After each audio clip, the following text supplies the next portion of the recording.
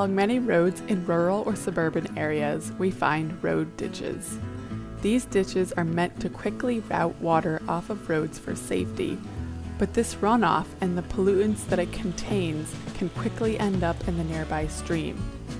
We are interested in understanding whether grassed road ditches might actually help remove some pollutants along the way thanks to processes carried out by soil microbes.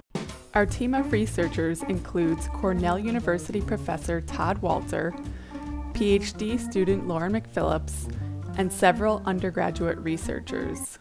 Our research focuses on grassed road ditches in a suburban watershed in Tompkins County, New York. We sample water in the ditches and the stream that they drain to in order to understand whether the road ditches contribute certain pollutants to the stream.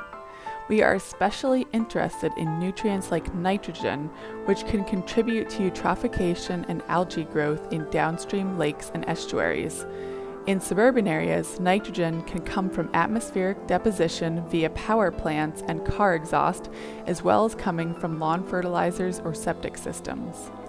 We also study the ability of soil microbes in the ditches to take up dissolved nitrate in a process called denitrification.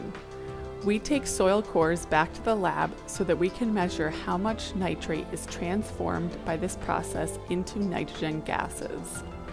Though soil microbes can help remove certain types of pollutants, some of the processes that they carry out can also create natural greenhouse gases. We use special soil chambers to measure emission of gases like nitrous oxide and methane from ditch soils and adjacent lawn soils. By figuring out what conditions cause emissions of these gases, we might be able to design ditches to minimize their emissions and maximize beneficial pollutant removal processes. Water quality results from stream samples indicate that nitrate concentrations are increasing from the undeveloped headwaters to downstream points where ditches have entered the stream. However, the overall stream water quality is still very good. It also appears that microbes in ditch soils are indeed removing some nitrate from stormwater. Denitrification levels in ditch soils were many times higher than rates in adjacent lawn soils. We did also find that some ditches, especially ones that were very wet, were sources of methane emissions. However, ditches were not a source of another potent greenhouse gas, nitrous oxide. Emission of this gas was higher from lawn soils next to the ditches, especially on lawns where fertilizer is periodically applied. Bringing it all together, we can make some recommendations. Grassed ditches are able to provide some pollutant removal and would be better to implement than concrete or scraped soil ditches.